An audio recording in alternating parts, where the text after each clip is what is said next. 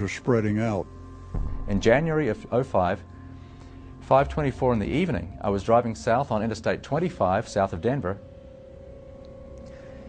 and I see this black object coming up the road, above the road, in the sky. And I thought, that's curious, what is that? As I get close, as we close, I see that it is a solid object. I thought it might have been Canadian geese for a start. I thought it might have been a piece of plastic blown up in the breeze like a kite. But I could see it was a solid object. It was not affected by a breeze in any way. It was flying on a straight course. It looked black. It may have been some color, but because it was silhouetted against the sky, it looked very dark. It looked like a plank. It looked like a board, an oblong shape. It was bizarre. It had a couple of little bumps on the leading edge on one end. I thought, well, if it's just junk, that would be random, perhaps. It certainly wouldn't be symmetrical. And I looked out the other side, and sure enough, it had the identical bumps on the other side of the leading edge. So it was an anomalous object. Could I identify it? Heck no. I couldn't relate to it.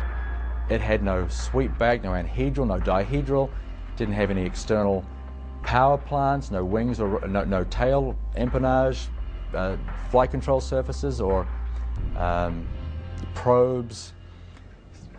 A search of the term fastwalkers on the internet immediately reveals references that fastwalker is a code name used by various government agencies to refer to UFOs, or, as they are sometimes called, non-referenced targets. Okay, that's holding pretty well.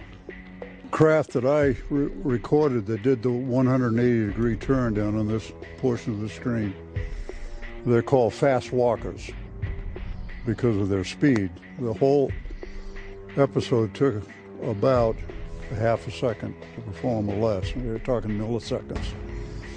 And that kind of lets you know that it's not an Earth satellite that we're looking at because it's moving so fast.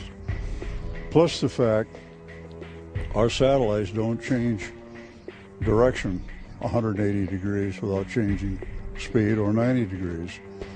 And I have seen many of the shadows go up and do a 90 degree right across the screen. And sometimes you'll see 3 or 4 objects in formation. It looks like formation flying, and one will branch off to the left and one will go to the right. Somebody coined the phrase fast walker, and it's appropriate. The fast walkers are these very rapid moving electrogravitic and anti-gravity discs and craft of various shapes. The National Security Agency actually for a long time had called these ETVs, extraterrestrial vehicles. And from the military who have tracked these objects, and they've been called fast walkers because, as opposed to slow walkers, which are satellites, because they move at enormous speeds. For example, they've been tracked at going tens of thousands of miles per hour in the atmosphere and make a right-hand turn without decelerating. Well, you can't do that with a conventional system. You have to correct for gravity and mass inertia. That's what these things are doing. So these have been tracked on dedicated and classified radar systems. Occasionally, people who are on an ordinary system will pick them up. Today, the internet is literally alive with websites that are filled with detailed reports, many of which include convincing videos and pictures of unknown crafts and alien-like creatures. I live in Phoenix, Arizona. I am a sky watcher, UFO hunter. I have a website called seeingufos.com. I had an interest in UFOs my whole life, but officially got started on April 15th of 2004 when I walked my dog in the middle of the night, looked up in the sky and saw some strange lights. I've got over 200 UFO video clips on my website. I'm more interested in the day footage. Now, the day footage is completely different because that's harder to dismiss, you know, so I would have to say every other month it seems like I'm catching something. And I go out every day, pretty much 6 days a week, a couple hours a day. You know, you add all those hours up and that's a lot of time just to catch one thing for 20 seconds. But that's more than most people see in a lifetime, so I think that's better than nothing. Well, I'm involved in the political resolution of the what we now call, I prefer to call the truth embargo that the government imposed on the facts regarding an extraterrestrial presence. That presence has been established, I think, many times over by the citizen science research that's been going on since the 40s. The government did studies, but they were primarily for show. And the issue, from a government standpoint, has been managed very intensely since '47 at minimum. Managed in the sense that the government was going to deal with it, but deal with it within the national security structure and never acknowledge that there's anything to this. But in fact there is. I mean, we are being engaged as a planet and as a species by other beings, possibly multiple species.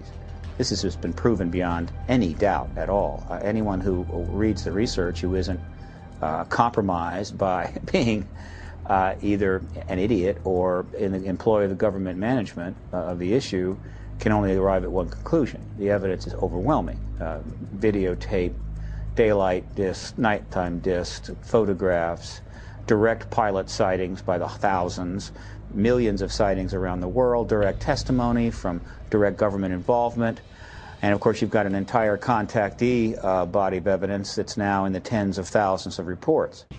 Now, like never before, astounding events are transcending national and geographical boundaries, currently happening in Brazil and Mexico. Unprecedented UFO sightings are sweeping the entire area of South and Central America. Does the key to understanding UFOs and aliens and their relationship with each of us lay in being able to simply perceive what is in a higher spectrum, like seeing the infrared range or other dimensional frequencies?